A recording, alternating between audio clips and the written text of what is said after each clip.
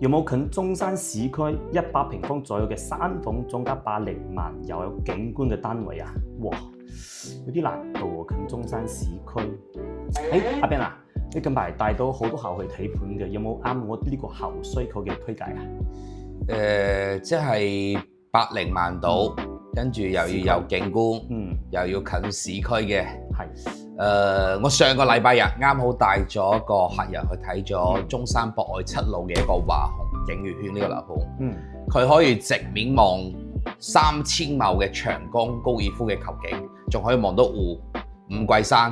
呢個樓盤就係一覽無遺，望出去完全冇遮擋嘅呢個視野。哦，華鴻景悅軒。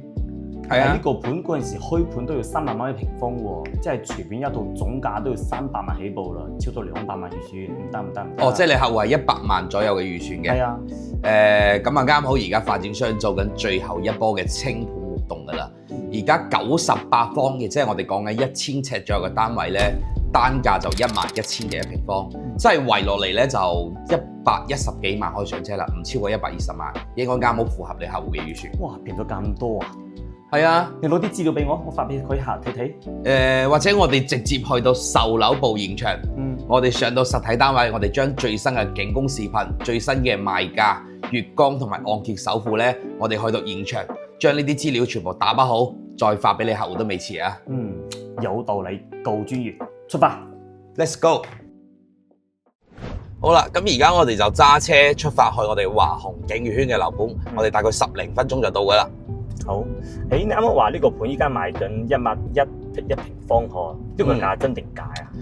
梗係真嘅啦！而家搞緊清盤活動期間咧，呢幾日已經賣咗幾十套貨噶啦。具體原因去到樓盤現場，我話俾你知。好，咁佢具體嘅位置喺邊度咧？即係呢個樓盤嘅具體嘅位置。位於我哋中山嘅博愛7路。即係我哋火炬區同埋東區嗰個交匯處嚟嘅，亦都係我哋中山名副其實嘅一個富人區啦。好似我哋中山嘅首富1+1嘅老闆，同埋好多企業家咧，基本上買樓都係買喺我哋海欣，即係我哋火炬區呢個片區嘅。包括我哋香港最知名嘅任豆啊，都買咗我哋中山嘅雅居樂嘅長江高爾夫球會入邊嘅一個樓盤啦。咁我哋而家過去咧就非常之近嘅，咁我哋沿途咧亦都可以睇到我哋成個樓盤周邊嘅一啲配套咧係非常之齊全噶啦。會經過我哋嘅 shopping mall 啦，有我哋嘅盛景上風嘅商業體啦，仲有我哋呢一個Top Park。仲有 Coco City 啦，咁其實距離我哋屋苑咧，亦都係揸車5至8分鐘嘅一個車程嘅。咁包括我哋香港嘅朋友咧，點樣過嚟呢個樓盤咧？喺香港嘅一個直通巴士站太子又好啦，荃灣又好啦，我哋已經有一個永東巴士就喺我哋盛景上風嘅樓下嘅，大概個零鐘頭到就可以由香港嚟到我哋中山啦，跟住再翻到屋企咧就10零分鐘嘅時間，非常之方便嘅。OK， 你啱啱話嗰個香港明星華哥佢嚟呢度打嗰個高爾夫球場，係咪就係呢個盤睇到嘅嗰個高爾夫球場嘅景觀？冇錯啦，就係我哋長江高爾夫球會。咁其實入邊個環境係好靚嘅，亦都係全亞洲嚟講咧10佳嘅一個高爾夫球場嚟嘅。入邊咧佢有一個我哋嘅湖景啦。仲有我哋可以望到我哋五桂山嘅山脈啦，咁五桂山嘅後邊咧就係我哋嘅長江水庫嚟嘅，亦都係我哋中山嘅一個飲用水資源之一啦。所以佢周邊嘅個空氣環境咧真係冇得彈嘅，因為周邊政府係唔俾你做任何有污染嘅工業嘅，所以基本上點解話富人買樓咧就基本上都係買喺我哋高爾夫球會旁邊咧，其實同香港一樣嘅西半山啊或者我哋港島南區啊呢啲樓盤咧其實都非常之貴，同埋舒適環境係比較好啲嘅，比較寧靜，空氣環境比較好。即係我哋呢個屋苑咧，其實叫做出則繁華，入則寧靜就係要買咁嘅景觀單位。OK， 咁其實我哋依家咧就喺東區嘅 CBD 啦。呢度盛景上風嘅話就係我哋中山東區嘅金融中心。我啱見到導航嘅話咧，依家過到去現場咧，其實10分鐘，咁其實好近喎，一啲都唔遠呢個盤，因為呢度已經係屬於中山市區嚟啊嘛，係啊，直線距離其實就幾公里啫，只不過燈位比較多啲。咁周邊其實好多商業消費都已經齊晒㗎啦，商業街、宵夜街、麥當勞啊、KFC 啊，包括本地嗰啲大排檔咧，其實落到嚟呢度係非常之方便嘅。同埋我哋紫馬嶺公園都喺呢旁邊喎，即係我哋星期六日喺香港朝頭早9點坐車咧，10點鐘就可以到呢度㗎啦。咁啊到呢度之後咧，可以去我哋嘅紫馬商場嗰度咧去飲個早茶，再去行下我哋嘅紫馬嶺嘅郊野公園。咁行完公園之後咧，再喺呢度坐幾個站公交巴士咧，就已經可以翻到屋企樓下噶啦。所以交通嚟講係非常之方便嘅。咁啊，林生，我就知道咧，我哋嘅博愛路咧係貫穿我哋中山一個主城區嘅一個東西走向嘅一個大動脈嚟嘅，即係我哋亦都叫做中山嘅一個黃金大道啦。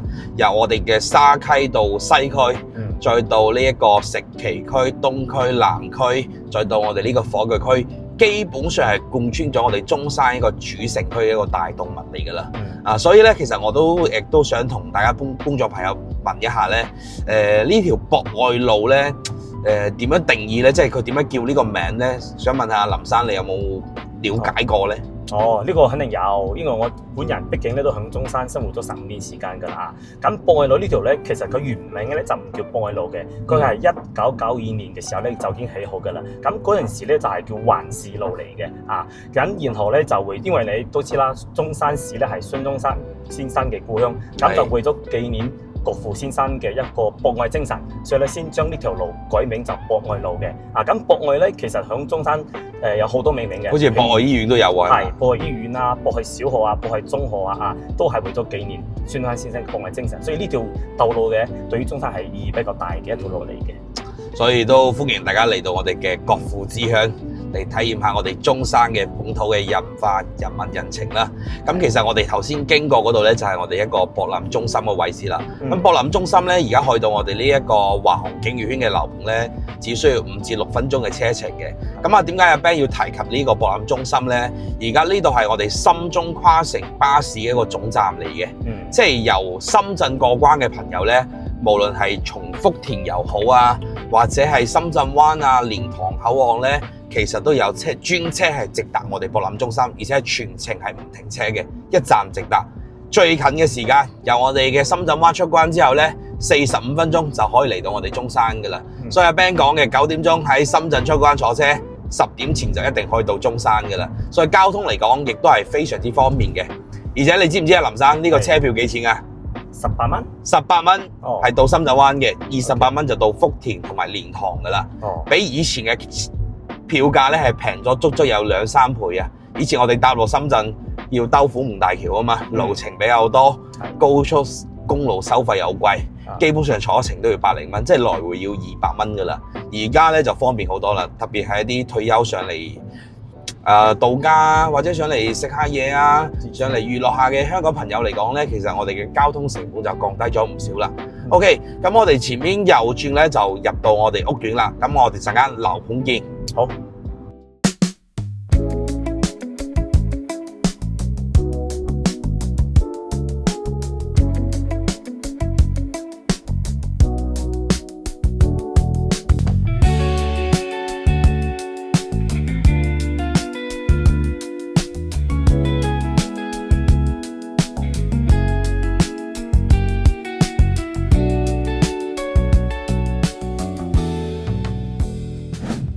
哇，正！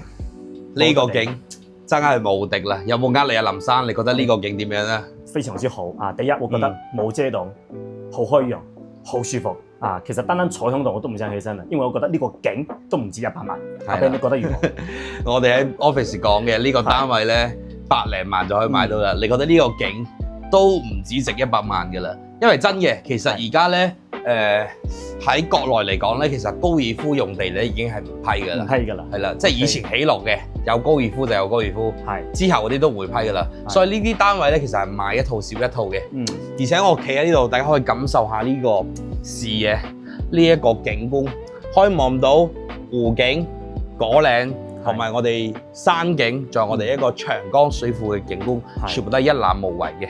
咁其實我見到有好多山脈喺度，其實嗰個係咩山嚟㗎？我哋中山嘅龍脈五桂山，五桂山山脈就喺呢度㗎啦。所以住喺呢度咧，就真係住喺綠肺入邊，每日出嚟露台呼吸嘅咧就係我哋嘅富氧離子空氣啦。好，咁前邊山頂嗰邊嘅別墅係咩嚟㗎？山頂嘅別墅咧就係我哋所講嘅富人區啦，富人係啦區，海欣新城係啦，海欣新城。哦我哋富人區咧，其實成個海欣新城咧已經發展咗20幾年㗎啦。即係中山最早期嘅企業家啦，包括政府機關單位啦，同埋中山嘅首富啦，基本上都係住喺上面嘅半山腰別墅嘅。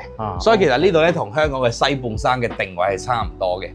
因為我上一排咧都去咗香港，我有個業主咧就邀請咗我去港島嘅高爾夫球會。我唔識打，去飲茶嘅。飲茶係飲茶。咁咧其實我都可以望到成個即係港島南區咧，即係高爾夫嗰度嘅景咧，其實同係呢度差唔多嘅。就少咗個海景，但係我哋呢度有湖景。OK，咁呢個湖景嘅水佢係咪活水嚟㗎？活水嚟㗎，即係我哋喺長江水庫支流入嚟嘅活水嚟嘅，係啦。所以可以總結翻佢呢個景咧，就第一有呢個高爾夫球景，有湖景，有五桂山山景，有長江水庫景，同埋仲有別墅景。係啦，冇錯，五景合一啊！所以出到嚟露台好舒服。而家都睇到啊，好多人喺度打高爾夫㗎。OK， 好多人喺度打高爾夫嘅。好，咁我見到咧，其實呢個露台咧都算大㗎啦。咁我個人咧，其實我都有頭去中山嘅，我就中意將呢個窗咧封晒嘅。所以咧呢個戶型佢做唔做到㗎？做到。我哋收樓之後咧，其實林生我哋可以拆咗呢個玻璃窗㗎嘛，即係呢個趟幕。OK，呢個趟幕係交樓標準嚟嘅，可以拆咗佢。跟住我哋就將客廳個位置咧就推埋出嚟。跟住咧我哋呢個護欄咧就可以拆咗佢。到時我哋可以定製一個成塊嘅玻璃翻嚟，咁就好好，就封埋佢。呢度我哋就作為一個叫做景觀露台，係啦。所以嘅話咧，露台同客廳連埋一齊，我覺得成個空間咧就會大好多。所以我哋坐喺呢度咧，晚上又可以飲下酒，同埋我最中意嘅啦，就飲咖啡，好嘛？就飲咖啡。咁我哋睇睇呢個房間同埋廳呢度先啊。我覺得咧，一係嚟之後咧，其實空間講咧就比其他會好好多，係咪？佢樓底比較高啊？呢個單位嘅樓底就3.15嘅。哦，3.15米啊。正常係2.9到3米之間嘅，咁呢個係高咗15公分。高咗係啦，所以其實你入到嚟咧都唔會感覺好壓抑。係。因為正常好多住宅咧，佢吊完天花就2.9米。咁呢個廳咧，其實大概有幾米啊？呢個廳呢度個廳有3.7米嘅開間，3.7米嘅開間。我哋一間都可以帶大家睇下我哋嘅交樓標準嘅。好，交樓標準。我哋到時因為而家比較興簡約風啊嘛。我哋到時就裝一啲無主燈嘅設計，亦都會有啲裝修資料咧，可以俾到你嘅客戶去參考嘅。OK， 睇你食飯嘅地方。食飯嘅地方啊，嗱，你有冇發覺呢個戶型有啲唔一樣啊？即係我覺得佢即係呢個單位係112平方㗎嘛，冇錯。但係我覺得佢餐廳嘅位置好似比傳統嘅戶型、其他戶型真係闊咗少少。即係個空間大咗好多，大咗啲。即係個食飯位。其實而家你望到林生，我哋係擺咗6人台嘅呢個位置。其實我哋擺張大圓台咧，坐8個人、10個人都完全冇問題嘅呢個空間。點解會大咗嘅呢個空間？大咗嘅原因咧係因為我哋身後嘅呢個位置。其實阿 Ben 身後而家企緊個位置咧，即係正常嘅100平方左右嘅戶型嚟講咧，後邊呢個位係廚房嚟嘅，跟住呢度有個趟幕，一推出嚟呢度就餐廳位，所以你個空間咧就會俾呢個廚房去佔用咗少少㗎啦。明白。咁呢個位係做乜嘢㗎？咁啊，而家呢個係我哋嘅一個餐邊櫃嚟嘅。餐邊櫃。餐邊櫃嘅後邊咧就係我哋一個玄關位啦。仲有個玄關喺度。係玄關位，即係我哋嘅鞋櫃嘅位置喺呢度。係。呢個係咪都係交付標準嚟㗎？呢個我哋到時交樓咧。都係已經裝好咗呢一個鞋櫃㗎啦。其實個收納空間都係比較足嘅。即係入到嚟呢邊就換鞋區嘅位置。咁我啱先講嘅呢個戶型唔一樣嘅點咧，就係個廚房咧就做喺側邊嘅位。好，所以你個餐廳位嘅空間咧，其實就會大好多㗎啦。OK， 我哋企入嚟睇睇。其實2個大人企喺度，我覺得都夠晒用㗎啦。OK 㗎啦。咁雪櫃位置喺邊度啊？雪櫃咧就其實就預留咗喺呢邊個位置嘅，可以擺喺呢個位置。OK，咁交付標準有邊啲咧？除咗呢度咧？交樓標準咧，其實而家你望到嘅呢啲，即係除咗呢啲喐到嘅嘢係冇嘅。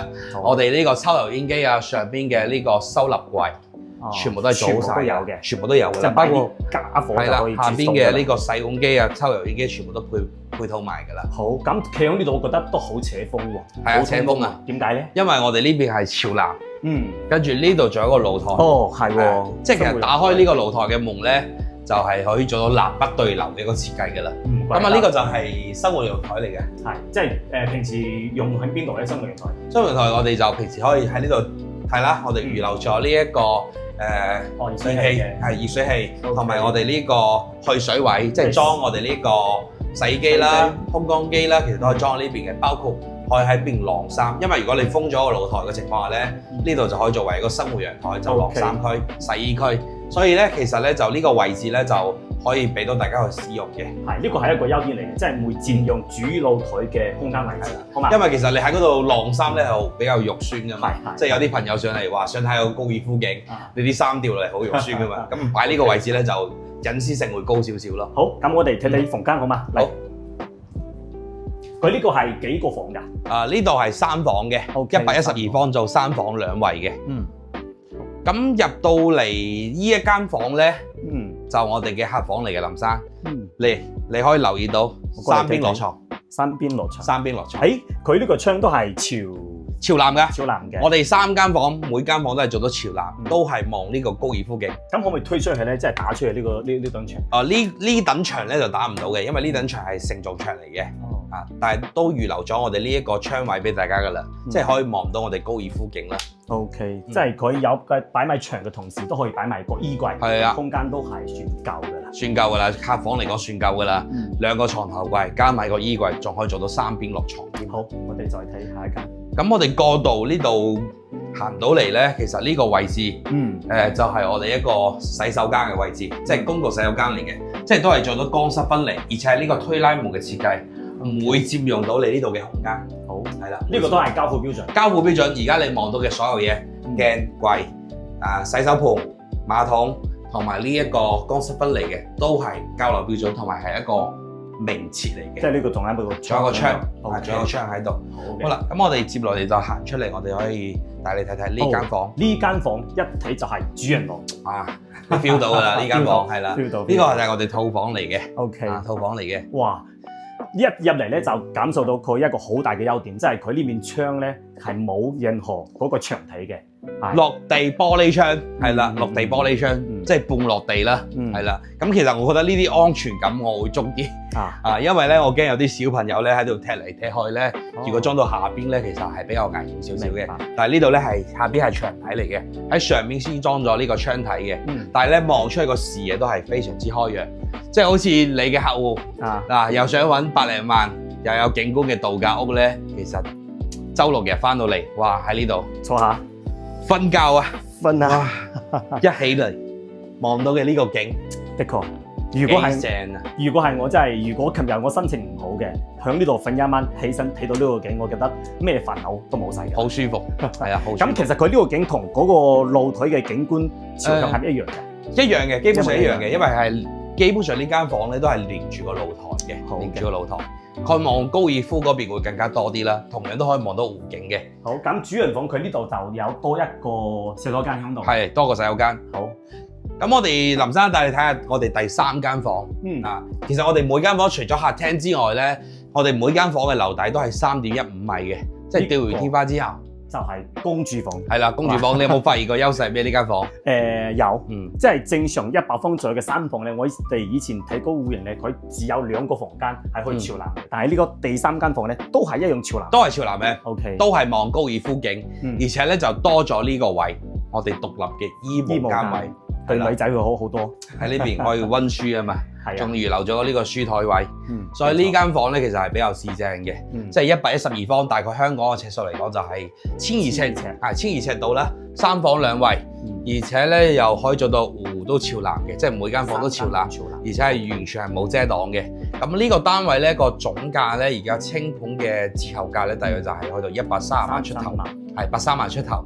咁啊啱先講到嘅你有個客人問你100零萬出頭嗰啲咧，就係我哋98平方嘅戶型，就係呢個嘅縮細版，但係個房間佈局都係好市正嘅。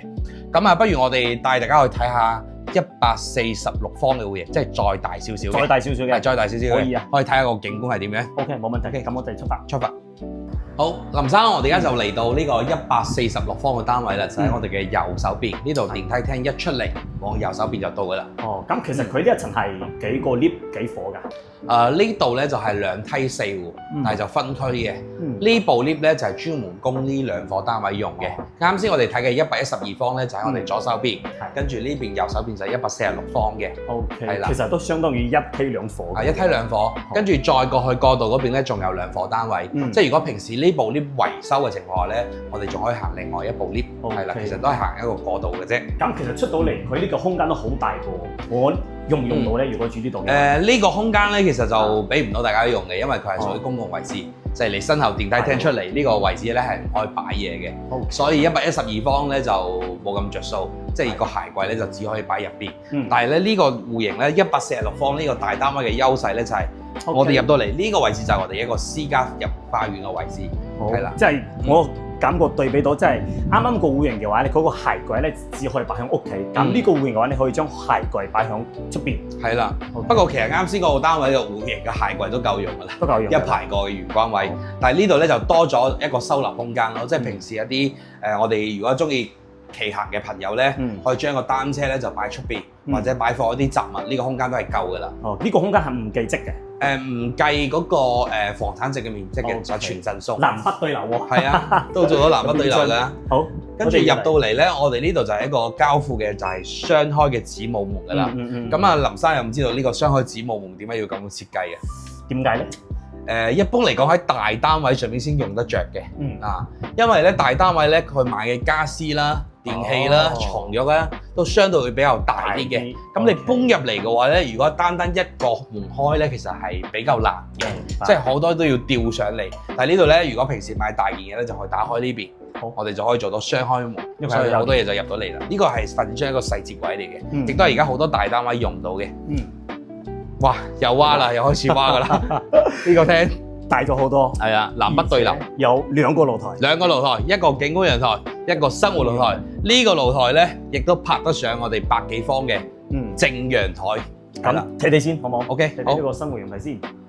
OK， 哇，其實出到嚟咧，佢呢個生活陽台都唔細嘅喎，呢個深度都比較闊啲嘅。你睇唔細㗎，係啦。咁啊，呢個位置咧就可以作為我哋一個晾衫區啊嘛。同埋我哋可以望到前面啲咧。呢個位置就係我哋一個十字路嘅一個交匯處嚟嘅，前面就係我哋博愛路，全程就冇紅綠燈嘅，係啦。包括我哋行過對面咧，就已經有麥當勞啊、食肆啊，仲有我哋農莊呢啲飲食噶啦。所以其實呢個樓盤咧，你落到樓下咧，衣食住行都可以滿足晒俾你嘅。OK， 而且佢呢個露台都係冇任何遮擋嘅嚇。係冇任何遮擋，佢就望城市景呢邊，望城市景嗰邊咧就望高爾夫景，所以兩邊都有景望。呢個廚房又係大咗好多 ，L 型係啦 ，L 型嘅大廚房，企4個我哋都得，我覺得係啊。呢啲就唔講啦，都係我哋交標嚟㗎啦。其實同啱先個戶型一樣嘅。咁我哋只不過呢個戶型嘅特點咧，就可以擺個雙開門嘅大雪櫃，可以擺喺呢個位置，足夠晒㗎呢個空間。咁出到嚟咧就係我哋呢個飯廳嘅位置啦，其實空間都好夠用㗎啦。好，咁我哋去睇睇主陽台嘅景觀如何吧。係啦，同啱先我哋119方咧，睇下有咩唔同嘅地方啦。好。哦，都算大嘅，哇！真係望到呢個景都唔想離開㗎啦，舒服，超正啊！呢個視野。咁啊，其實我哋啱先睇嘅112咧，就係呢個梯腿嘅位置嘅，即係突出嚟呢個位。係啊，咁啊，佢嘅視野咧就會比較開揚啲，但係其實同樣呢個146方咧，望出嚟都係完全冇遮擋嘅一個景觀啦。咁啊，林生你有冇留意到咧？其實我哋對面嘅呢啲樓盤入住率都已經好高㗎啦，所以真係賣一套少一套呢啲高爾夫景觀嘅樓盤。基本上都住晒㗎啦，全部都係2手樓嚟㗎啦，冇1手樓盤賣㗎啦。OK， 但係咧，我哋覺得咧，即係隔離咧係萬科柏魚灣啊。咁我哋呢個樓盤咧，比佢係有一個好大嘅優點，你知唔知係啲咩優點？優點即係同樣都係望高爾夫咯。哦，OK， 我同你講翻一點啊，即係嗰個萬科柏魚灣咧，因為佢個項目嘅嗰個項目嘅位置咧係響成個高爾夫球場嘅東邊，所以咧佢呢個主景觀視野嘅話咧，全部都係向西嘅。向西嘅話咧，所有嘅單位基本上都係有西斜嘅。你睇下依家嘅太陽曬到嘅話咧，係好猛嘅，即係啲陽光都係西斜都入到去嘅。所以咧，我哋華鴻嘅話咧，佢除咗可以擁有呢個高爾夫球場景觀嘅同時，所有單位都係朝南嘅，呢個就係頂配㗎啦。啊，朝南通風，同埋早上嘅日照時間又夠長。係西斜嘅話咧，其實住呢啲單位咧，電費都多啲㗎，因為開冷氣都要開足啲㗎。係啊 ，OK， 我哋睇睇陽台，係咪？我哋睇睇客廳。OK， 咁啊客廳呢度咧，其實就係都係同樣做到4米嘅開間嘅。咁啊有啲人會覺得140幾方咧，想要大啲嘅客廳嘅話咧，咁啊，其實我呢度牆係可以剝咗佢嘅，係啊，直情可以剝咗佢，因為呢個係唔係承重牆嚟嘅。咁牆嘅後邊係乜嘢？牆嘅後邊係一間睡房，係啦，我哋可以睇翻呢度。如果剝咗呢間房嘅情況下咧，其實我哋成個客廳嘅空間就會好足夠噶啦。咁啊，其實呢個位置係一個衣櫃嚟嘅。如果剝咗佢，其實我哋都係一個正方方嘅一個客廳位。佢去到幾米咧？如果 book 咗之後咧？ book 咗應該去到8米㗎啦，8米嘅開間㗎啦，因為都比較闊落㗎啦。咁呢個咧就貼翻個人嘅選擇㗎啦。如果你想多一間房嘅話咧，就唔 book 佢；如果想聽大啲嘅，我3間房就夠嘅話咧，就可以 book 咗佢。係，因為我哋146方咧係做咗4房嘅單位嘅。好啊，如果冇咁多人住嘅，就可以 book 咗呢間房啦。咁我哋睇翻我哋第2間房，第2間房就係呢度。OK。啊，林生你可以入去感受一下。呢個位置其實都係好夠用㗎啦，算大㗎啦。咁佢呢度咧就唔係朝南嘅，但係咧佢依家可以見到佢採光都冇咩影響喎。而且呢個景觀睇出去咧都係冇遮到喎，只不過咧睇嘅係城市景觀。城市景即係有夜景望咯，同埋都可以做到衣櫃嘅。好，咁啊再入嚟呢邊嘅話咧，就係我哋一個呢個就係另一間嘅水房。睡房冇錯嘅。咁呢邊睇到嘅幾個項目係咩小區嚟㗎？我哋而家出邊睇到嘅呢個樓盤咧，嗱前面就金色年華啦，仲有澳豐天譽啦，仲有博愛里啦。金色年華就已經賣晒啦，高峰位都賣緊2萬蚊1平方嘅。咁而家澳豐天譽同埋博愛里咧就有少量嘅貨量啦，少量嘅單位。咁啊，其實咧我哋可以比較下呢兩個樓盤同我哋景娛圈咧有咩唔同啦。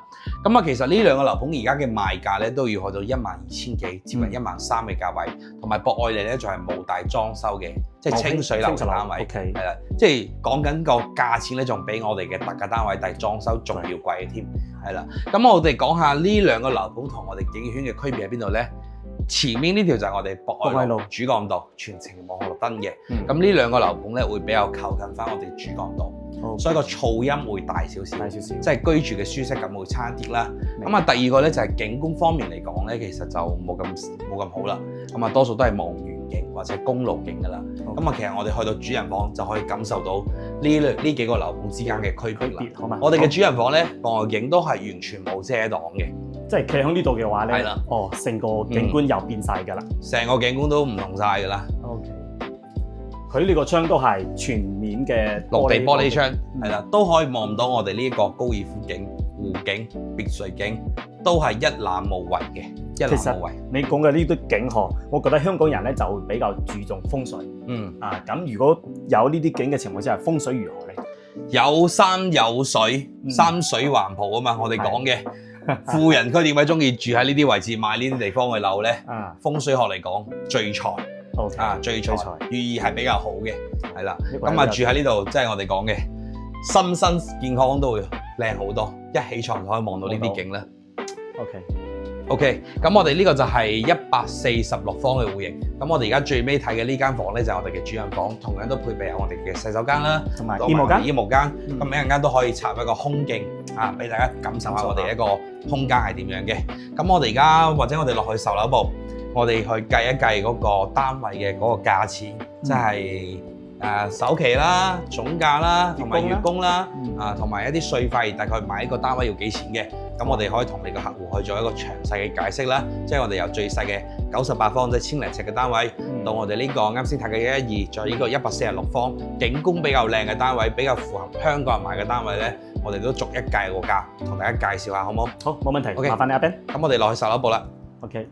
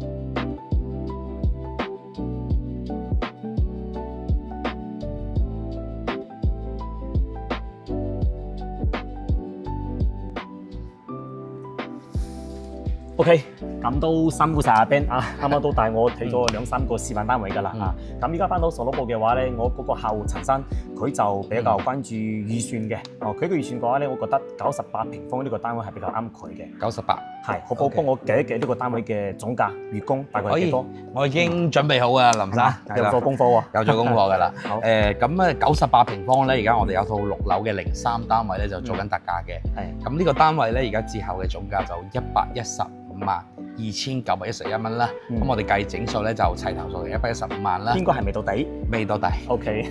咁我哋真係有興趣嘅嚟到現場，仲可以同發展商去針嘅。好啊。係啦，同埋我哋公司咧，亦都即係跟我哋報名睇樓啦。咁我哋亦都可以贈送翻一個38800嘅全屋家私家電嘅禮包。全屋家私。係啦，拎包入住。拎包入住係啦。如果唔需要中意自己買嘅朋友咧，我哋可以將呢個38800咧，我哋亦都可以折現俾翻俾你客戶齊生嘅。所以跟我哋公司買樓咧，除咗同發展商申請優惠之外咧，我哋亦都有專門嘅呢個優惠折扣啦，同埋收樓服務啦，我哋都會全程提供驗樓師嘅，售後一條龍。係啦，OK，咁我哋繼續回翻到講呢個單位啦。其實折後價咧就115萬，咁圍落嚟咧單價就係11700蚊一平方。11700蚊一平方，其實呢個價錢喺中山嘅城區嚟講咧，真係性價比好高啦，即係清盤活動價嚟嘅。即係呢個性價比，我可以理解為，即係如果擺響3年前，即係如果香港人響中山買樓嘅話咧，佢個100萬嘅預算嘅話，你只可以買到中山周邊嘅區域，買到中山嘅三鄉、坦洲、神灣。咁現時可以攞到100萬買響市區3房。而且仲係高爾夫 ，OK， 係啦，而且仲係高爾夫，仲係現樓添，OK。咁我哋講翻啦，呢個單位呢，折落115萬咧，佢嘅首期咧大約就係18萬左右，18萬，係18萬左右首期，因為而家我哋俾1.5成啊嘛，係。跟住咧貸款方面咧就係97萬貸款，供30年嘅話咧，大概1個月就4000零蚊到，4000零蚊到。咁我哋好多香港都知道啦，香港啲管理費嚟講咧都係按尺計噶嘛，有啲單位咧講緊1個月嘅管理費都要去到幾千蚊噶啦，係。咁其實喺呢邊都可以直接供一層樓噶啦，係啦，呢個就係我哋98平嘅單位，總價115萬，月供4000蚊一個月，性價比超高。好啦，咁啊再大少少咧，亦都同大家講翻啦，我哋仲有個146平方嘅，即係我哋最尾睇嘅，係啦，就1500尺嘅單位。咁我哋嗰個廳咧係可以駁埋嗰道牆嗰間啊嘛，4房嗰個單位，係啦，4房嗰間。OK，咁啊而家有個7樓嘅04單位咧，就做到170萬嘅特價。單價咧？單價係11600，比啱先嗰個仲平咗100蚊一平方。反而佢單價就平咗添，因為越大佢單價就平少少啦，而且仲係7樓添，高多一個層，高多一個樓層啦。咁呢個單位咧個首期就係26萬3，即係26萬齊頭數到啦。其實相差8萬啫嘛，首期。係啦，冇錯，相差8萬蚊左右啫，相差8萬蚊左右。咁佢貸款咧就144萬，月供咧就6000蚊，就比啱先個單位咧就多咗2000蚊嘅月供。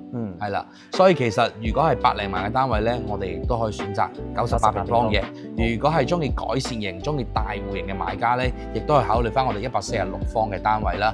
咁具體嘅戶型同埋我哋嘅樓價嘅參數咧，可以私信我哋，我哋可以發一個詳細嘅資料包俾到我哋公眾朋友睇啦。好啊，OK，冇問題。OK，咁我哋價錢又講完㗎啦。咁啊，今日都帶林生睇咗我哋呢個景園圈嘅樓盤啦，收穫好大，係啦，收穫好大嘛。咁你覺得呢個樓盤咧有冇咩亮點咧，係可以值得同我哋公眾朋友分享下咧 ？OK， 咁其實我哋最大嘅亮點，高爾夫球同呢個景觀，我哋啱啱都已經睇咗㗎啦。咁睇翻嚟，我覺得仲有2個優點係可以同大家分享下嘅。第一就係呢個發展商啦，即係華鴻地產咧，佢可能唔係好大型嘅發展商，但係佢有好多發展商冇嘅一樣嘢，我覺得就係安全感。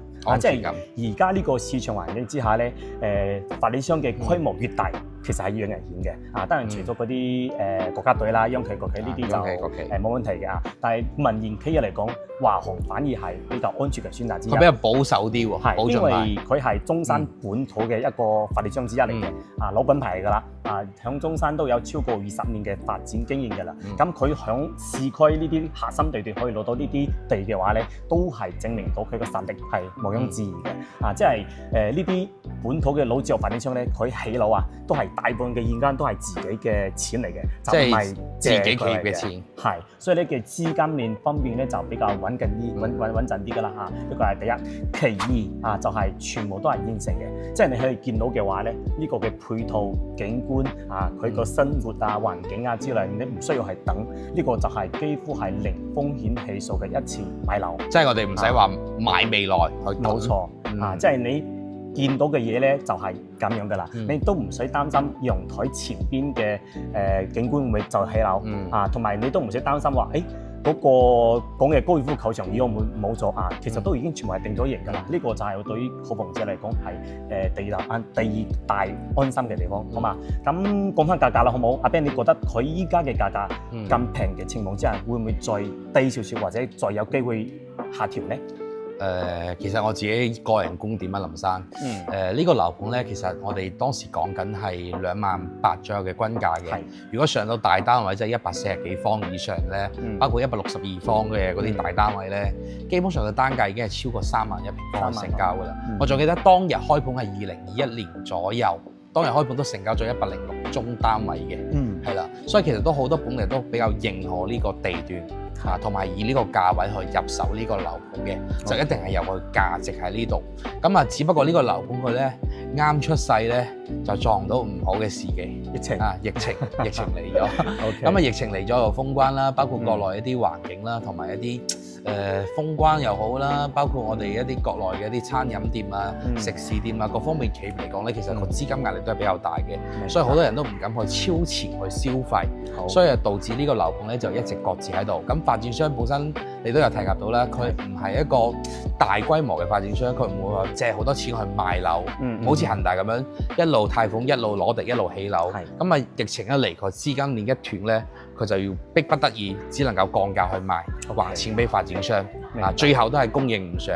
咁華虹呢個樓盤咧，景悅軒咧，佢係只做一個即係只喺市中心攞地，或者係攞啲景觀靚嘅樓盤。所以疫情一嚟，佢就壓住喺度，封盤唔賣，直接唔賣。咁啊，到而家點試？今時今日2026年，即係我哋講緊嘅4月份啦。